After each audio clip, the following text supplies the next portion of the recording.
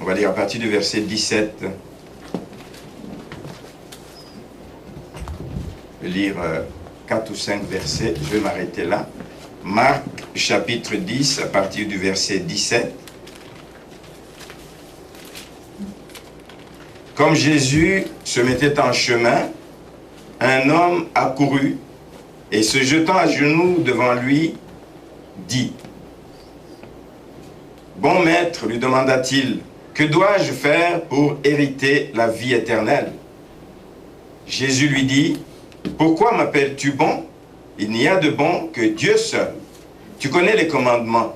Tu ne commettras point d'adultère, tu ne tueras point, tu ne déroberas point, tu ne diras point de faux témoignages, tu ne feras tort à personne, honore ton père et ta mère. » Il lui répondit: « Maître, j'ai observé toutes ces choses dès ma jeunesse. » Et Jésus, l'ayant regardé, l'aima et lui dit: « Il te manque une chose.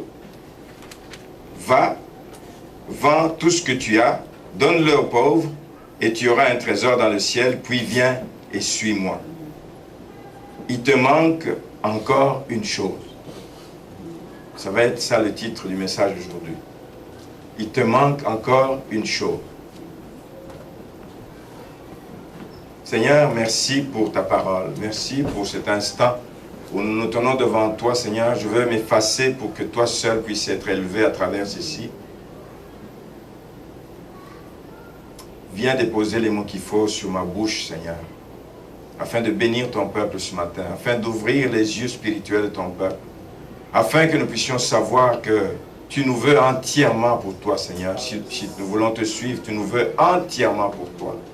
Comme nous l'avons chanté en dernier ici, nous voulons tout abandonner. Seigneur, que cela ne soit pas juste des mots, mais que ce soit vrai, que ce soit réel. Tout abandonner pour te suivre, tout abandonner pour que tu règnes seul en maître dans nos vies. Tout abandonner, Seigneur, pour que tu prennes le contrôle de notre vie et que tu la diriges comme bon te semble, afin que ta gloire éclate dans notre vie. Bénis ces instants, bénis ton peuple, Seigneur. Laisse que nous ne soyons pas des auditeurs oublieux, mais que nous puissions accueillir cette parole avec joie et que nous puissions, Seigneur, la mettre en pratique dans notre vie, au nom de Jésus. Amen.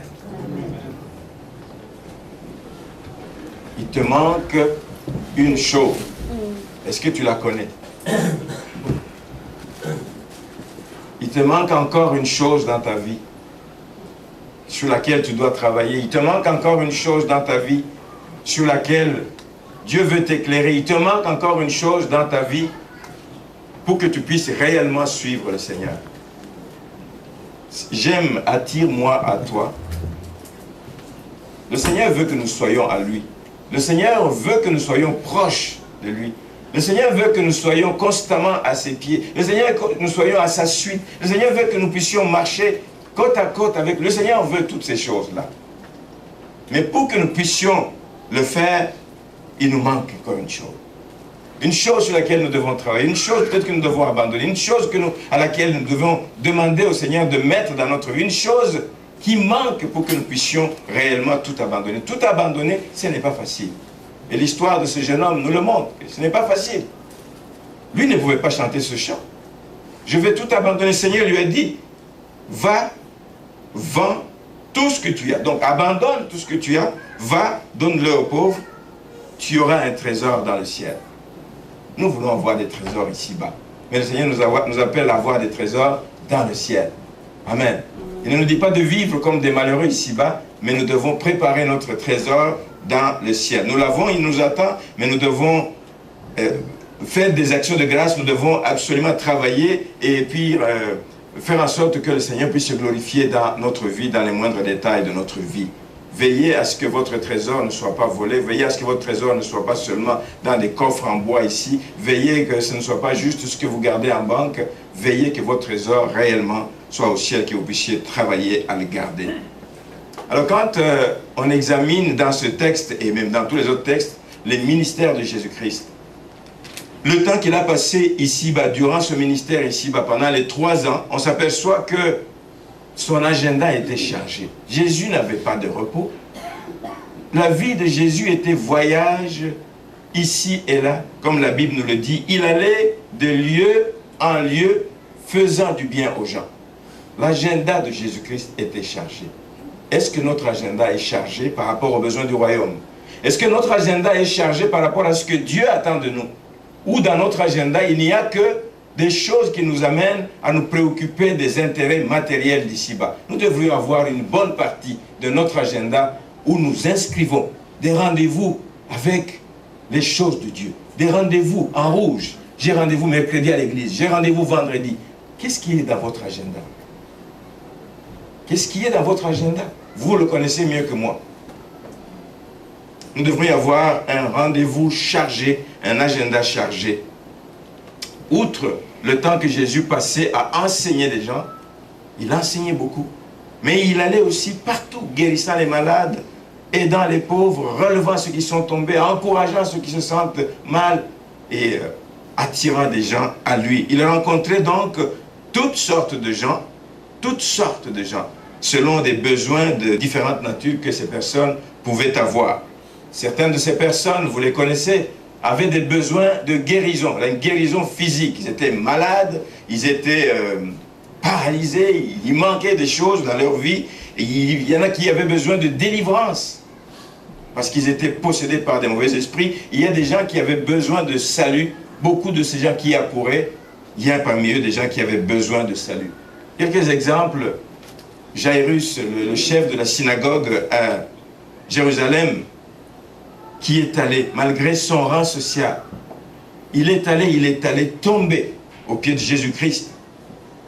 Il est allé tomber au pied de Jésus-Christ pour que sa fille, sa petite fille, puisse être délivrée de ses mauvais esprits. Nous avons l'histoire de cette femme à la perte de sang. Vous pouvez voir ça dans Marc chapitre 5.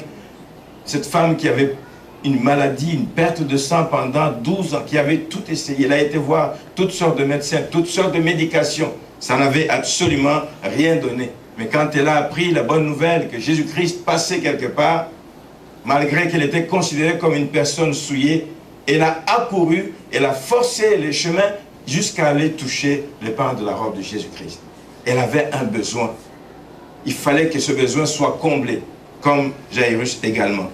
Nous avons aussi la femme grecque, la syrophénicienne, dont la Bible nous parle dans Marc chapitre 7, dont la fille était possédée d'un esprit mauvais. Elle avait besoin de délivrance de sa fille. Elle avait tout essayé. Des gens avaient prié sur lui. Mais quand elle a appris que Jésus passait dans les environs, elle est allée accourir vers Jésus-Christ. Guéris ma fille, parce qu'elle est possédée de mauvais esprits. Vous connaissez l'histoire de Zachée, ce publicain, cet homme public, cet homme qui était qui avait un certain rang social dans la société, mais qui avait besoin de salut, désespérément besoin de salut.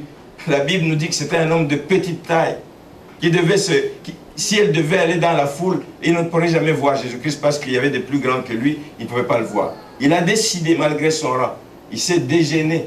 Parler de quelqu'un qui est gêné. Il faut se dégêner. Quand on désire quelque chose, on fait des choses. On fait des choses qu'on ne pouvait pas faire avant. Il est monté sur un arbre. Il est monté sur un arbre pour que Jésus le voie. Et Jésus l'a vu. Parce que Jésus connaît ceux qui le cherchent et qui le cherchent de tout leur cœur. Amen. La femme à la perte de sang, c'était pareil. Tellement de personnes autour de Jésus-Christ que sûrement les gens le collaient de partout. Mais il a senti quand cette femme l'a touché, il a dit, qui m'a touché? Drôle de question, parce qu'il y a plein de gens qui l'ont touché. Mais il a senti que quelqu'un l'avait touché avec un cœur qui désirait recevoir la guérison. Et cette femme a eu ce qu'elle désirait. Donc, certains le cherchaient pour la guérison, pour la délivrance, pour le salut. D'autres le cherchaient pour le tester. Le cas des pharisiens, pour le confronter, pour le provoquer même. D'autres le cherchaient parce qu'il avait des besoins, je vais appeler ça des besoins obscurs, des besoins cachés, des agendas cachés. Car de Judas, c'est ce genre de personnes qui marchaient avec lui, lui dans sa tête, l'argent, des besoins cachés. Tu fais semblant de marcher avec Jésus, mais tu as d'autres visées en tête.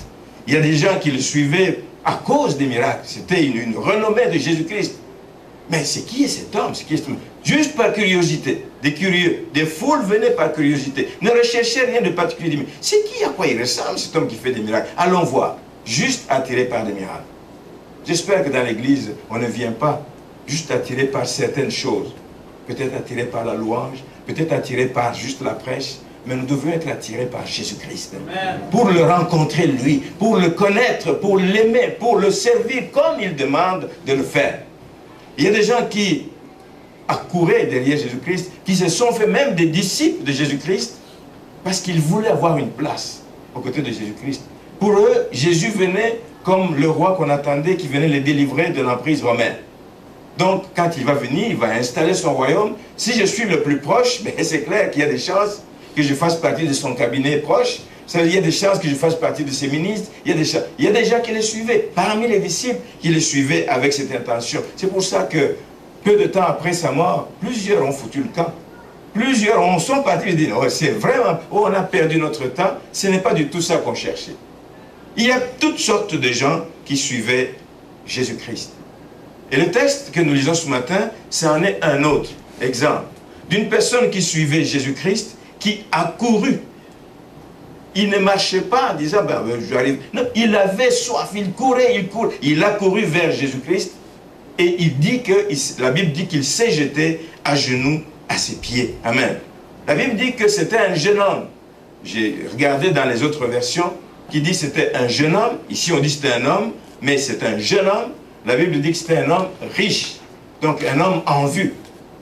Un homme que tout le monde aimerait avoir peut-être. Si jamais tu es pasteur, tu dis, un homme riche dans mon assemblée, oui, ça va bénir les coffres de l'église, ça va bénir.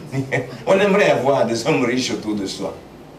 Mais Jésus n'avait pas besoin de ça. Mais Jésus avait besoin de sauver les gens, faire du bien aux gens, guérir l'âme déjà, c'est ce que Jésus recherchait. Mais le jeune homme ici courut vers Jésus-Christ pour savoir comment hériter de la vie éternelle.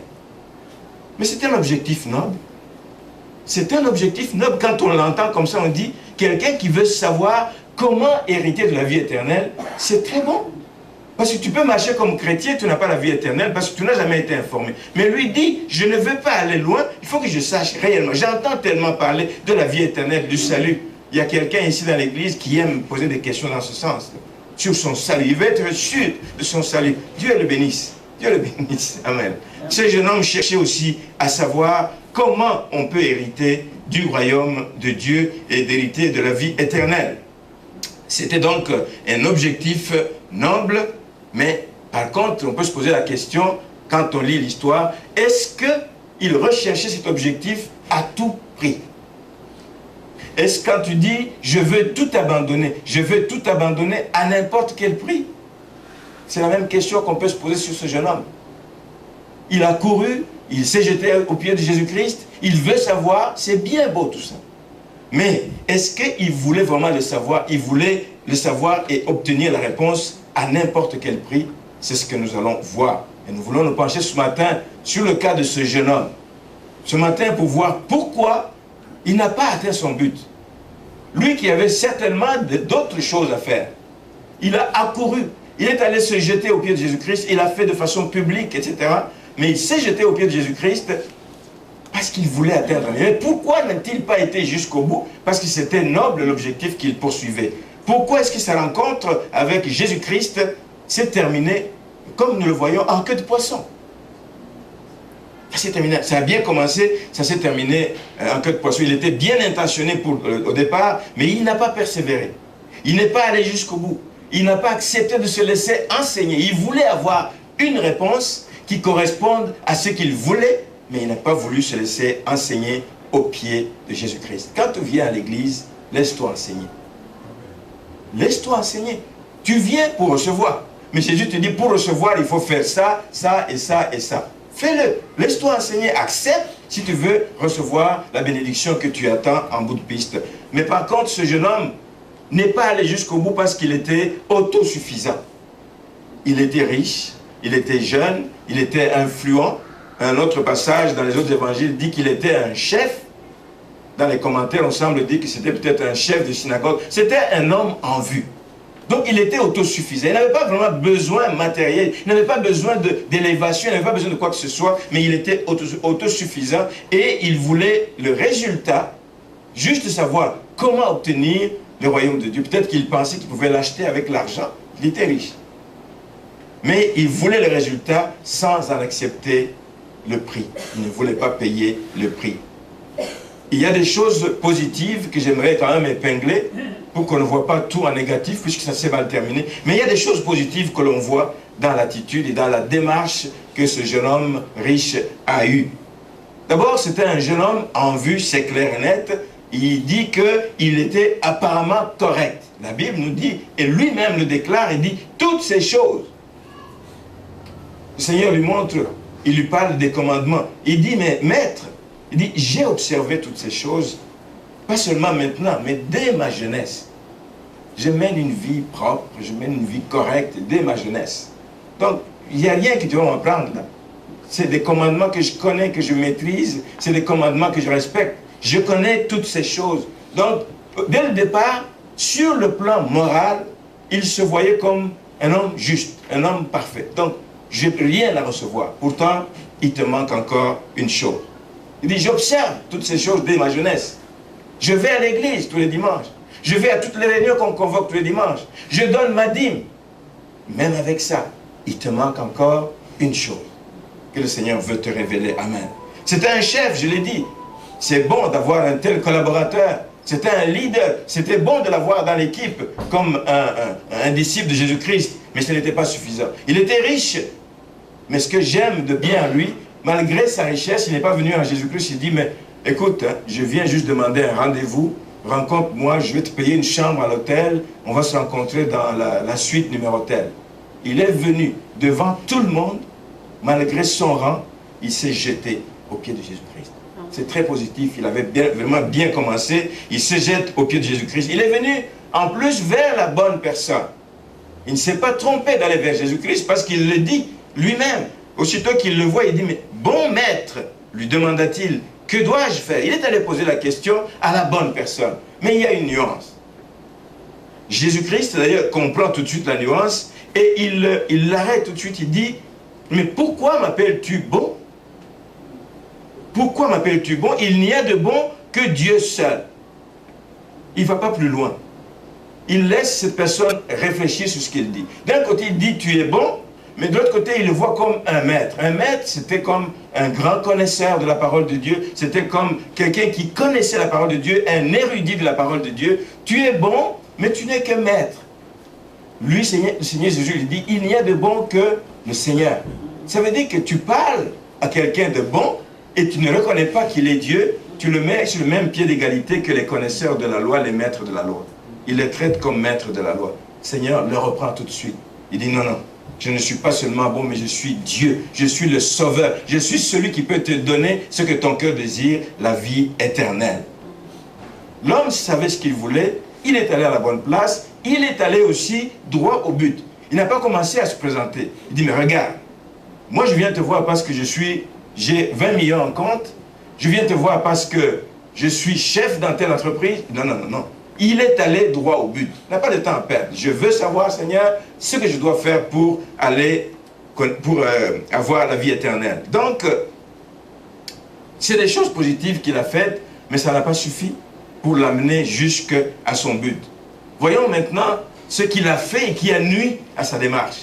Ce qu'il a fait et qui a arrêté le zèle qu'il avait et qui l'a conduit devant le Seigneur. D'abord, c'est qu'il a traité Jésus comme n'importe quel enseignant. Un bon maître, c'est simplement. Il faisait du bien aux gens, il est bon. Il est maître parce qu'il connaît, j'ai entendu parler de lui, il connaît vraiment la parole, et donc il l'enseigne comme il faut. Il ne le nie pas, évidemment, mais la chose seule qu'il renie là-dedans, c'est qu'il ne reconnaît pas que Jésus-Christ est Seigneur. Jésus l'a rectifié tout de suite. Mais nous savons qu'il n'est pas le seul dans la Bible qui n'a pas reconnu Jésus pour qui il était. Rappelez-vous lui-même, il y a un texte qu'on peut lire dans Matthieu chapitre 16, le verset 13, quand il disait à ses apôtres, il dit, mais qu'est-ce que les gens disent que je suis?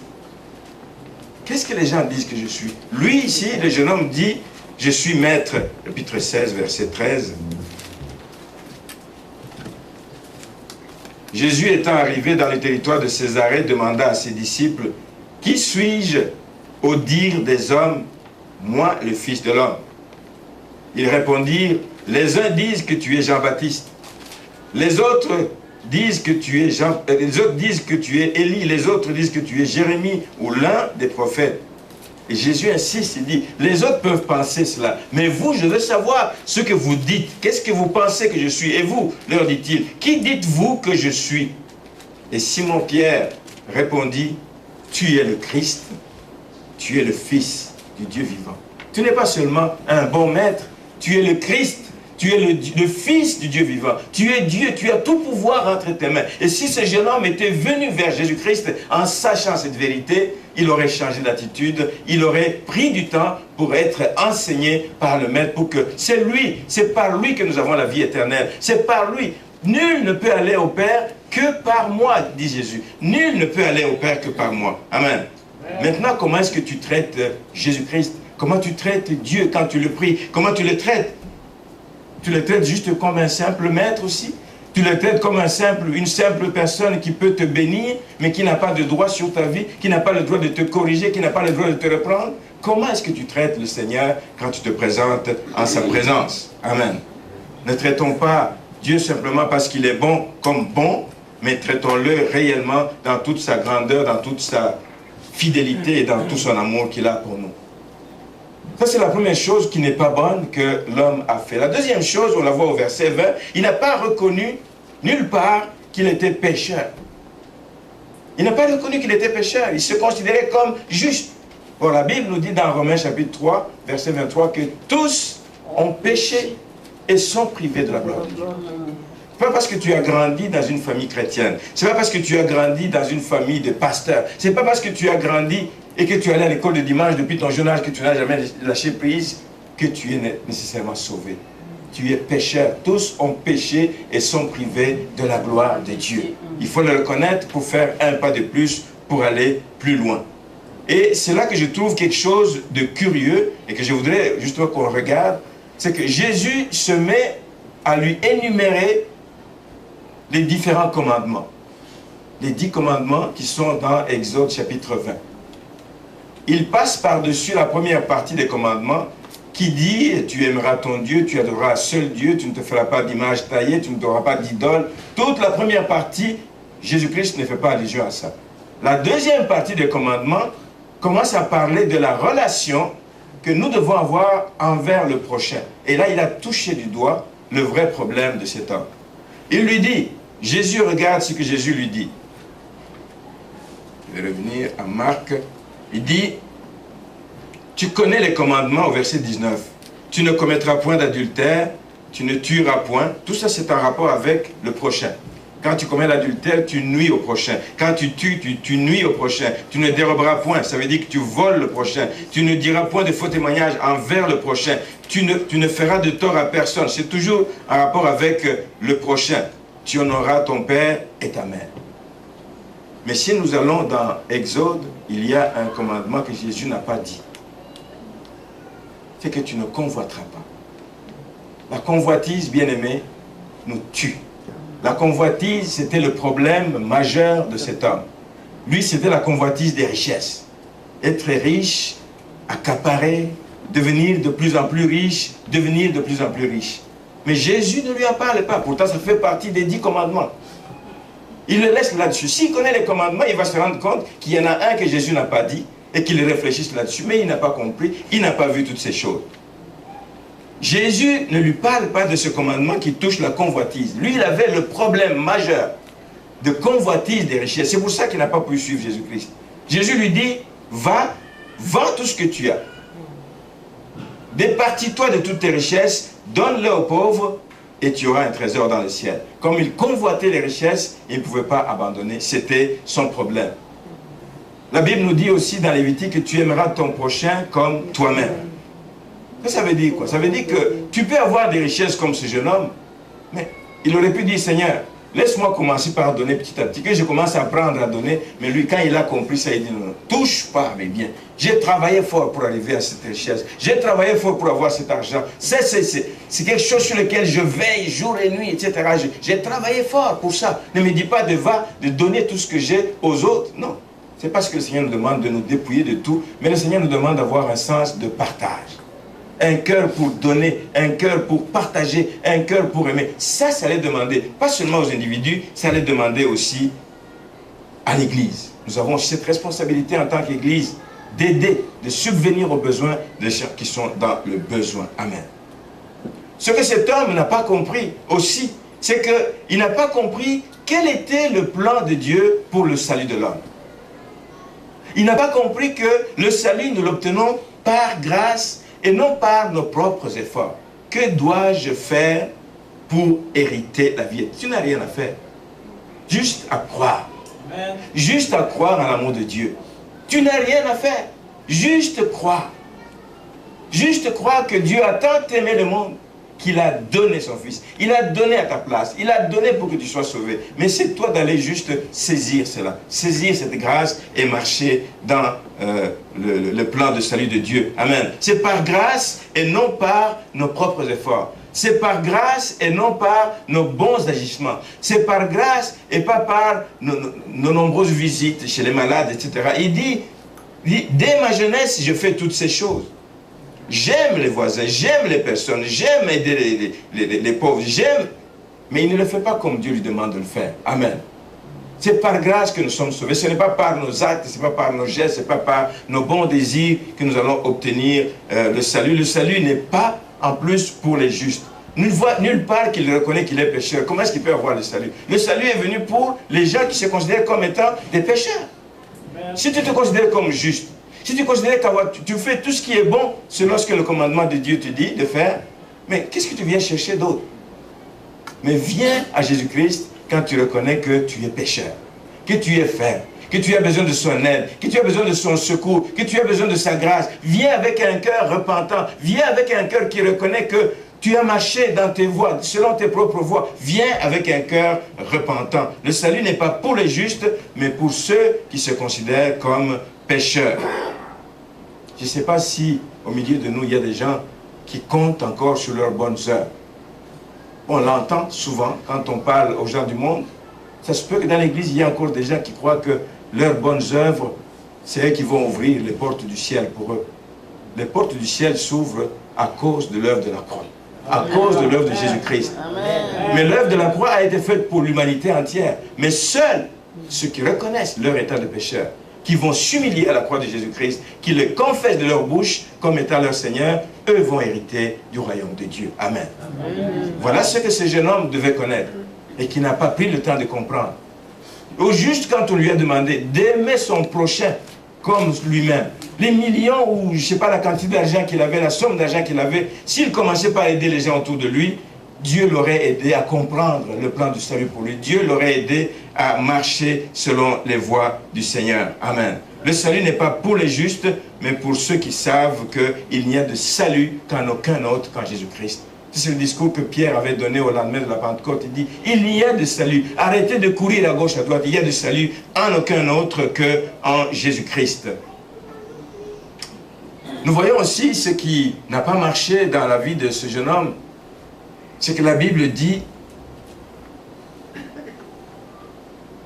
quand Jésus lui demande, il te manque une chose, va vendre, puis viens et suis-moi. La Bible dit au verset 22 qu'il a été affligé par cette parole. Il a été affligé par cette parole. Est-ce que c'est une parole dure? C'est peut-être exigeant. Il aurait pu prendre le temps de dire, Seigneur, explique-moi ce que tu me demandes là. Je ne comprends pas. Va, qu'est-ce que je vais devenir? Ceux qui ont compris comment suivre Jésus-Christ ont tout abandonné. Regardez ses premiers disciples. C'était des gens peut-être prospères dans le travail de pêche qu'ils faisaient. C'était des gens d'expérience dans ce métier qui vivaient avec cela. Mais aussitôt qu'ils ont raconté, il leur a demandé, viens et suis-moi, je vais faire de toi des pêcheurs d'hommes. Ils se sont levés, ils ont tout laissé, leur hameçon, leur pirogue. Il y en a qui ont laissé leur famille, etc. et qui ont décidé de suivre Jésus-Christ. Voilà ce que Jésus attend de nous. Lui, ici, le jeune homme, n'a pas voulu se soumettre à Jésus-Christ. C'est pour ça qu'il a été affligé. Il a été affligé par cette parole et il s'est découragé. Il n'a pas pu aller plus loin. Pourquoi? C'était à cause de son amour pour le confort. À cause de son attachement aux biens matériels. À cause de son attachement aux possessions matérielles. À cause de son attachement aux choses que nous allons pourtant laisser ici-bas. Amen. Nous investissons dans beaucoup de choses, dans des grosses maisons, dans je ne sais pas, des concessions, des tas de choses, des gros bateaux. On investit dans plein de choses, mais on oublie d'investir à la bonne place. Amen. Investir pour l'avancement du royaume. Lui s'est attaché à ses biens et il n'a pas voulu se départir de ses richesses. Or, Dieu nous donne des richesses bien-aimées, oui, pour que nous puissions en jouir, mais que nous puissions aussi partager autour de nous. On parle de générosité, soyons généreux. Soyons généreux. On dit que le peuple québécois est généreux. Oui, le peuple québécois est très généreux. Je le vois quand il y a des catastrophes un peu partout dans le monde. Les gens se mobilisent. Mais parfois, les gens oublient qu'il y a des gens qui sont dans le besoin ici même, sur place. Tu peux vivre à côté de quelqu'un qui est dans le besoin. Tu fermes les yeux à cette réalité, mais tu es prêt à envoyer 1000 $, 2000 $ en Asie, en Afrique, un peu partout ailleurs. Dieu nous donne des richesses pour que nous puissions nous en servir pour le bien des autres, que nous puissions aider ceux qui sont dans le besoin. Et Dieu ne peut pas concevoir autrement d'accumuler des richesses juste pour le plaisir d'en avoir et de dire « ouais, moi j'ai autant de comptes d'argent dans mon compte à banque » et donc alors que les besoins des gens sont criants. Je rappelle dans ce sens le rôle social que l'Église a. Nous avons un rôle d'évangéliser les gens. Mais quand les gens, les disciples de Jésus-Christ allaient évangéliser les gens et que les foules les suivaient et que le soir approchait, ils ont dit à Jésus, regarde toute cette foule qui nous suit. D'abord, nous n'avons rien à leur donner à manger, nous n'avons rien à leur donner, mais Jésus leur a dit, il a mis devant les responsabilités, il dit, donnez-leur vous-même à manger. Nous n'avons rien dit, donnez-leur vous-même à manger. Il les a mis devant leurs responsabilités, comme il met l'Église devant sa responsabilité. Donnez aux gens qui sont dans le besoin ce dont ils ont besoin. Et les vrais disciples, les vrais disciples de Jésus-Christ, eux ont compris qu'il faut tout lâcher. Pour pouvoir le suivre, il fallait tout lâcher. Tu ne peux pas servir deux maîtres. Tu ne peux pas faire comme celui-là qui dit, non, attends, je vais d'abord enterrer mon père. Attends, je vais d'abord m'occuper de mon chien. Non, non. Seigneur t'appelle, tu le suis, tout de suite, tu laisses tout et tu le suis.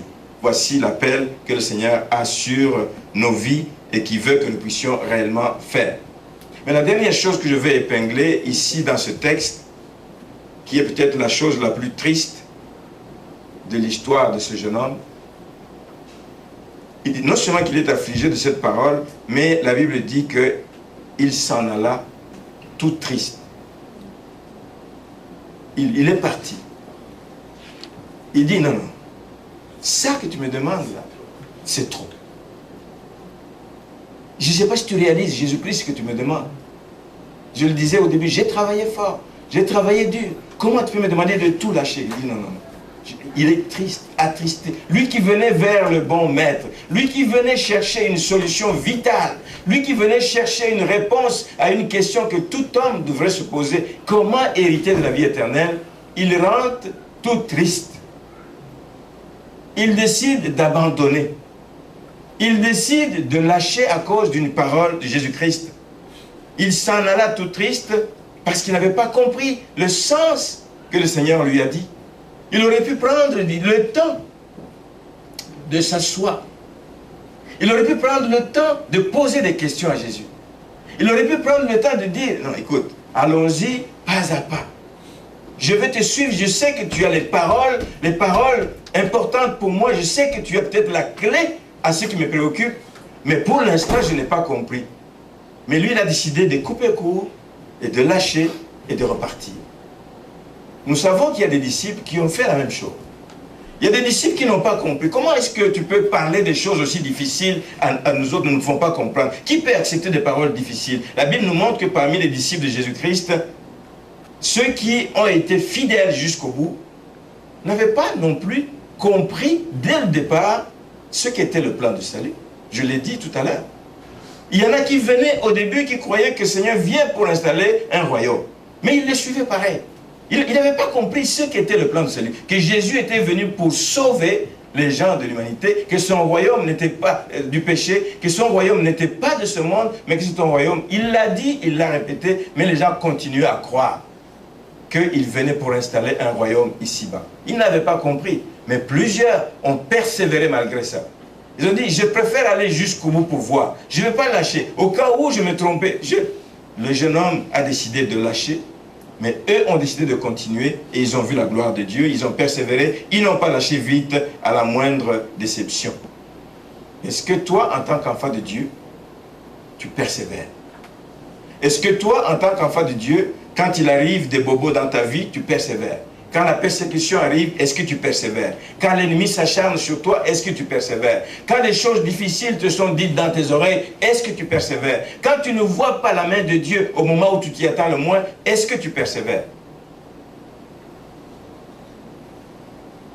Beaucoup de gens, nous ne sommes pas de ceux qui lâchent. Nous ne devons pas être de ceux qui abandonnent vite. La Bible nous dit que la voie qui mène vers le ciel est étroite.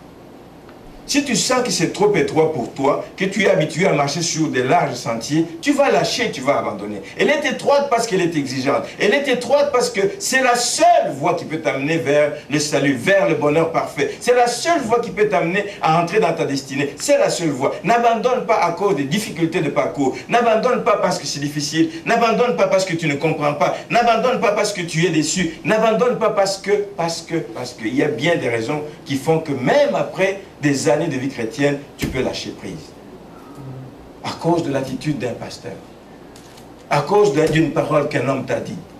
À cause, je ne sais pas de quoi. À cause d'une prêche conforme à la parole de Dieu. Cette parole est trop dure pour moi. J'abandonne. Toutes les années, tous les efforts que tu as faits, tout le temps que tu as pris pour marcher à la suite de Jésus-Christ, tu décides de lâcher et de laisser tomber ça à cause de quelque chose de Dieu qui t'arrive.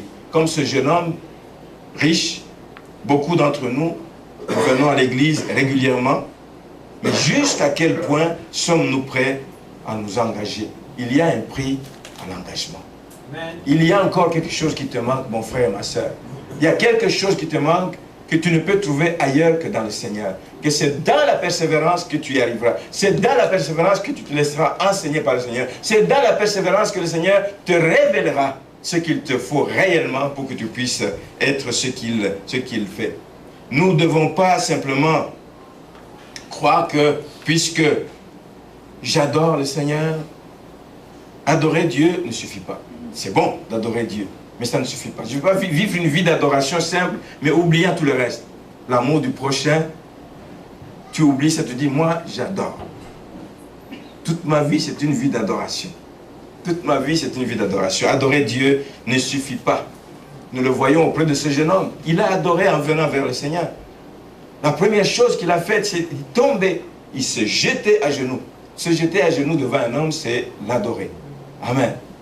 Se jeter à genoux devant Jésus-Christ, c'est dire, je reconnais que tu es grand, je reconnais que tu es puissant, je reconnais que tu es maître. Lui, il n'était pas encore éclairé à ce sujet, mais il reconnaissait que c'était une personne importante. Adorer Dieu ne suffit pas. Le jeune homme a adoré Jésus-Christ, mais il lui manquait encore quelque chose. Ce jeune homme a dit qu'il respectait les commandements. Tu peux aussi me dire aujourd'hui, je respecte tous les commandements. Même quand je tombe, je me relève. Je respecte tous les commandements. Ça ne suffit pas. Le jeune homme dit, je respecte tous les commandements, sauf un. Tu peux aussi te donner une conscience tranquille en disant, Seigneur, regarde, je respecte tous les commandements, je donne ma dîme. Tu peux te limiter à ce que tu veux. Je donne ma dîme, j'aime mes parents, je les honore, je viens à l'église, etc. Mais tu peux oublier quelque chose qu'il te faut justement. Ce qui te manque absolument, la seule chose qui te manque, que le Seigneur veut que tu puisses obtenir. Ça ne suffit pas d'adorer Dieu, ça ne suffit pas de respecter les commandements, ça ne suffit pas même de dire que je suis aimé de Dieu. La Bible le dit, Jésus l'ayant regardé, l'a aimé. La Bible nous dit que Dieu a tant aimé le monde. Dieu aime le monde entier. Dieu aime tous les hommes. Dieu aime tous les hommes. Mais c'est seulement ceux qui auront compris cet amour, qui auront répondu à cet amour de Dieu, qui vont avoir la grâce d'avoir la vie éternelle. Être aimé par Dieu, ça ne suffit pas. Dieu aime tout le monde. Dieu aime même les pécheurs. Ce qu'il n'aime pas en eux, c'est le péché qui les habite. Mais il aime les pécheurs. Il les cherche. Il veut qu'ils viennent à la connaissance de la vérité. Dieu aime tout le monde, mais ça ne suffit pas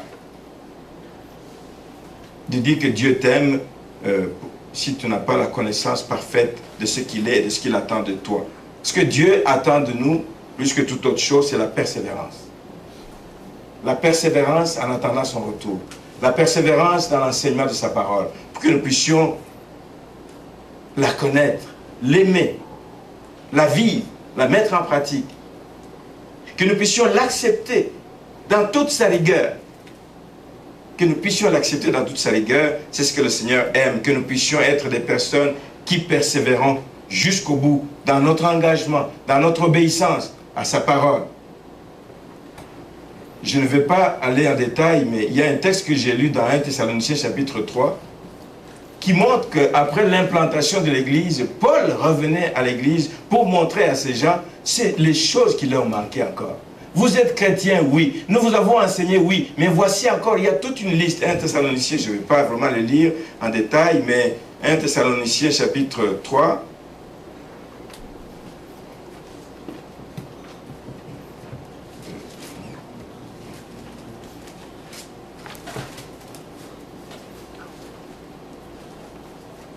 Il dit, c'est pourquoi impatients que nous étions et nous décidons à rester sur Athènes, nous envoyâmes Timothée, notre frère, ministre de Dieu dans l'évangile de Christ, pour vous affermir et vous exhorter au sujet de votre foi. Nous avons besoin encore et encore et encore d'être exhortés régulièrement au sujet de notre foi. Si vous regardez les instructions pratiques qu'il y a dans la suite, le chapitre 3, il donne des instructions pratiques qui vont au chapitre 4, où on leur parle, il leur rappelle des choses sur la pureté morale. Faut-il qu'on nous le rappelle encore aujourd'hui? Oui, nous devons mener une vie de pureté morale. Nous devons marcher de progrès en progrès. Nous devons nous abstenir de la débauche. Il y a des choses que nous devons encore apprendre. Il leur parle de la vie de discipline, une discipline de la vie. Pour ce qui est de l'amour fraternel, vous n'avez pas besoin qu'on vous écrive, car vous avez vous-même appris de Dieu à vous aimer les uns les autres. Mais il leur rappelle, il leur parle de la mort et de l'enlèvement. Qu'est-ce qui va se passer après la mort, sur l'enlèvement? Il continue à leur enseigner. C'est une église implantée qu'il faut continuer à nourrir.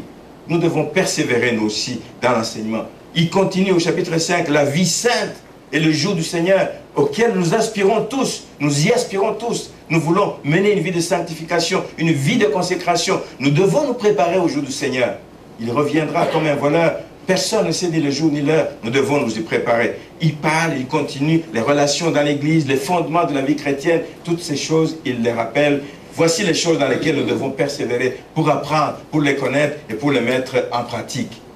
Alors, quelle est la chose qui te manque encore aujourd'hui et qui risque de t'arrêter peut-être un jour dans ta marche?